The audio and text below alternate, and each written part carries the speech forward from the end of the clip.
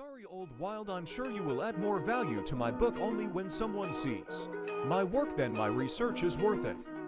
As for this book, it's not important to me now, I have entire forests already. Again, Mr. Lin was implying that he doesn't need that one book because he just used it to get to his current position where he has forests of books, meaning all the books in the world. Then he says he still possesses all the knowledge from the book and he could reprint it anytime. That's why it's not a problem if Old Wild borrows it. Then he thinks to himself again that Old Wild should borrow the book since he's a lone scholar, and if he published the book he would receive wealth and fame which would heal his soul. Borrowing books from his customers and healing their souls was always Mr.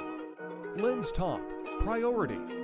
Old Wild was again left in complete awe and shock, and he thought to himself that Lin is maybe teaching him that fame and wealth are useless, but Mr. Lin then says feel free to recommend it to others. Old Wild agrees and thinks himself that maybe this is the price he needs to pay to spread the knowledge about the book, to distribute the book with keeping Lin as an author of the book a secret, and that was precisely Mr. Lin's plan to heal the Old Wild soul, to make him publish it and become famous and wealthy for it. Old Wild thanks Mr. Lin for his guidance over the years, then starts conjuring something, saying that this is a token of his gratitude. It was a gargoyle given to an old barbarian by his teacher after he graduated. The strength of the gargoyle is that it senses his own murderous intent and is highly resistant to magic. Mr. Lin believes that this token of appreciation of his is worth it and requires a lot of craftsmanship to make them look alive. Thanks to each other, Old Wild is grateful that Mr. Lin's book was able to buy thousands of these gargoyles. He also says that next time he will give him a better gift worthy of unspeakable power. Mr. Lin says he can't wait while saying goodbye to the Old Wild.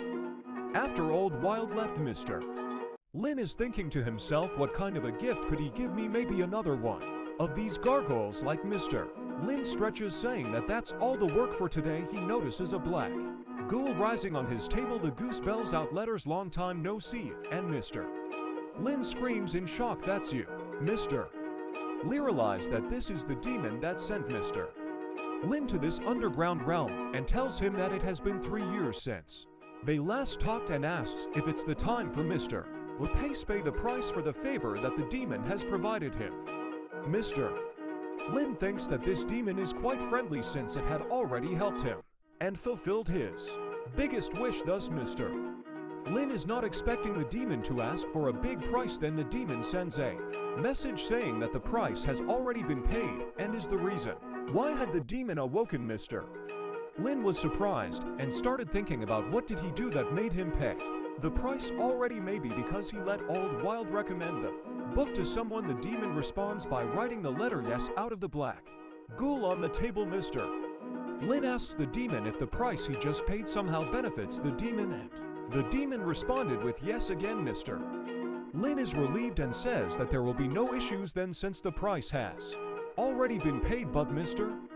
Lin is suspicious because it was too easy. Now we see a man named Jack on a building balcony while the rain is still falling heavily. Jack is a mysterious man for now, but is a part of some special force unit. He receives a message over his radio that they have found the whereabouts of Old Wild and that Old Wild just spent an hour in that bookstore. Jack gets suspicious and thinks that the bookstore is maybe a hidden gathering spot for the black mages. The woman on the other side of the radio gets surprised and says she has to report to Joseph and calls Jack back to provide more info. And yes, Joseph is the guy Old Wild mentioned earlier in the story that he suffered a terrible loss to. Jack confirms the order and says he will return back, but at that moment we can see Old Wild himself behind Jack, saying a rat is attacking him. Jack pulls out a knife to stab Old Wild, but before he does it, Old Wild grabs his face after some magic word, and Jack loses his life in the blink of a knife. Woman on the radio calls for Jack, but Old Wild stumps on the radio, destroy it, and saying that they should never spy on his place of residence, thinking about miscellaneous of course, and saying that the punishment Jack has just received was too merciful for this transgression. Now we go back to headquarters to Jack was supposed to report to, and we see that woman knocking on the door of a special knight saying she has something to report to. We see the knight chilling in his chair telling the woman whose name is Claudie to come in the night and asks if something happened to the spawn of the magic mirror and says that those hunters are so annoying, gets so pissed, and while punching the table says he'll use the tombstones of their mothers as punching bags. Claudie, a little bit scared since she has a new case for this night, asks what's more important than what Old Wild is doing, and she reports on Jax just losing his life a couple of moments ago and said that he just discovered where Wild was before getting assassinated. The knight gets utterly furious, asking who did this, and then Claudie says it was Old Wild's doing. They taught he lost his life after the Battle of White Hills 2 years ago, but he survived. The knight says he knew Old Wild survived and that nobody knows Old Wild better than him, and says that the finally old pest has come out of the sewer. The knight was surprised Old Wild is in Knocking region, however, and asks what he was doing at 23rd Street, the street where the bookstore of Mr. Lane is. Claudie says that the report is limited since Jack didn't make it back to give a full report, but they know that Old Wild spent an hour in the bookstore.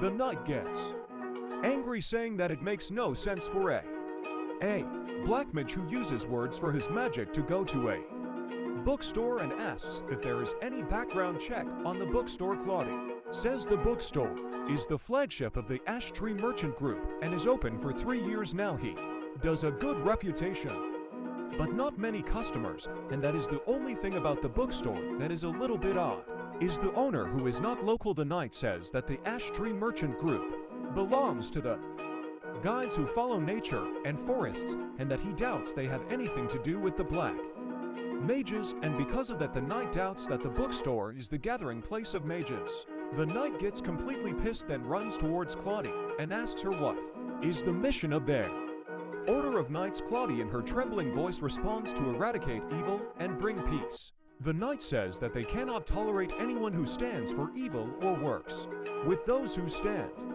for evil, saying that Wald didn't stay in the bookstore only to chat, read a book, and drink some tea. While these are precisely the reasons why Old Wild stayed there, the knight continues yelling in anger, saying that if Claudie thinks this, that the immensely powerful black mage stayed at a bookstore for an hour only to do that, then he will need to put on the sharp mithril boots, and keeps Claudie a few times so she learns her lessons. Claudie, quivering in fear, says that the Ash Tree group of merchants owns the bookstore as well and fund 0% of their operation as well. The knight realizes his mistake, exhales, and says that he will go to the bookstore himself to check out what's the big deal about this bookstore. As he's leaving his base, you can see many knights in a line greeting him honorably. He looks at the record of Lane, saying he will personally get to see what kind of a being Lane is. Then we find out the name of the knight. Joseph Abraham was one of the 10 Radiant Knights and the knight that beat Old Wild once already. As the chapter draws to an end, Sir Joseph starts hallucinating again, seeing the bright red light everywhere, and as a magic sword appears in front of him, Sir Joseph utters the curse of the magic sword Candela. So that's all for today's video, guys. If you want to see what happens next, be sure to subscribe with notifications turned on, with the bell turned on to this channel after subscribing.